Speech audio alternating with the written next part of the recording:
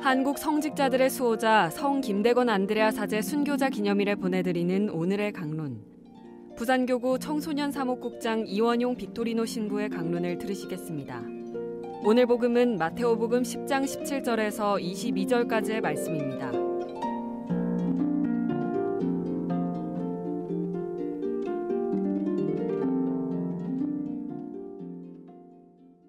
그때 예수님께서 사도들에게 말씀하셨다. 사람들을 조심하여라. 그들이 너희를 의회에 넘기고 회당에서 채찍질할 것이다. 또 너희는 나 때문에 총독들과 임금들 앞에 끌려가 그들과 다른 민족들에게 증언할 것이다. 사람들이 너희를 넘길 때 어떻게 말할까? 무엇을 말할까 걱정하지 마라. 너희가 무엇을 말해야 할지 그때에 너희에게 일러주실 것이다. 사실 말하는 이는 너희가 아니라 너희 안에서 말씀하시는 아버지의 영이시다. 형제가 형제를 넘겨 죽게 하고 아버지가 자식을 그렇게 하며 자식들도 부모를 거슬러 일어나 죽게 할 것이다. 그리고 너희는 내 이름 때문에 모든 사람에게 미움을 받을 것이다. 그러나 끝까지 견디는 이는 구원을 받을 것이다. 오늘 우리는 우리나라 최초의 한국인 신부님인 김대건 안드레아 신부님의 축일을 지내고 있습니다.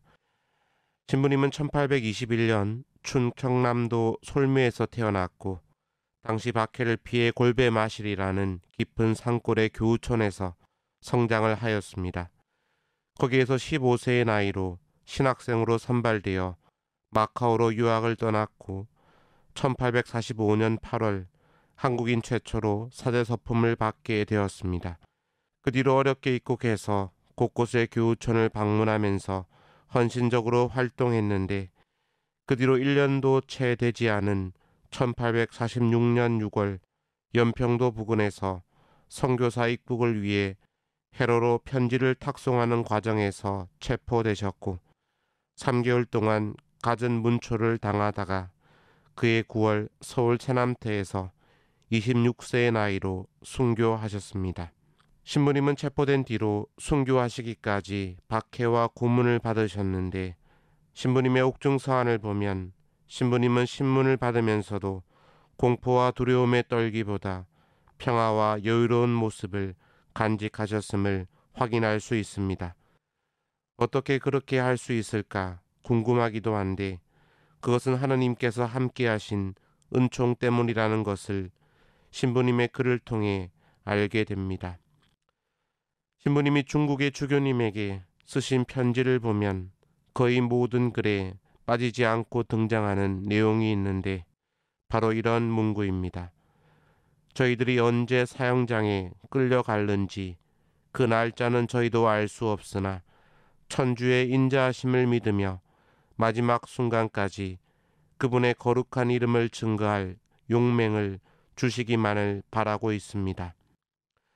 신부님은 이런 표현을 빠지지 않고 쓰셨습니다. 이것은 혹독한 박해와 고통 속에서 두려움이 닥쳐오고 생명을 부지하려는 유혹도 끊임없이 오지만 끝까지 그분의 이름을 증거할 수 있는 믿음과 용기의 은혜를 주님께 계속 청하는 것입니다. 오늘 예수님은 말씀하십니다. 사람들이 너희를 의회에 넘기고 회당에서 채찍질할 것이다. 사람들이 너희를 넘길 때 어떻게 말할까? 무엇을 말할까 걱정하지 마라. 너희가 무엇을 말해야 할지 그때 너희에게 일러주실 것이다. 사실 말하는 이는 너희가 아니라 너희 안에서 말씀하시는 아버지의 영이시다. 또 오늘 독서에서 바오로 사도는 이야기합니다. 우리가 알고 있듯이 환난은 인내를 자아내고 인내는 수양을, 수양은 희망을 자아냅니다. 그리고 희망은 우리를 부끄럽게 하지 않습니다.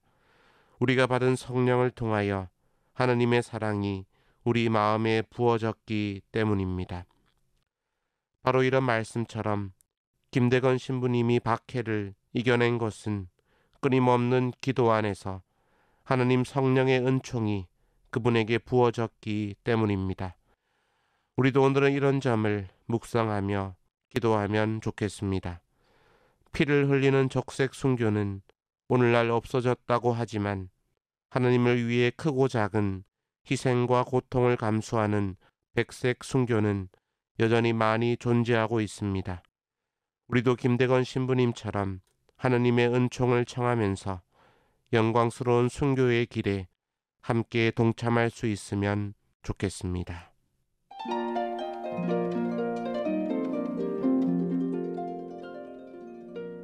지금까지 부산교구 청소년 사목국장 이원용 빅토리노 신부의 강론을 들으셨습니다.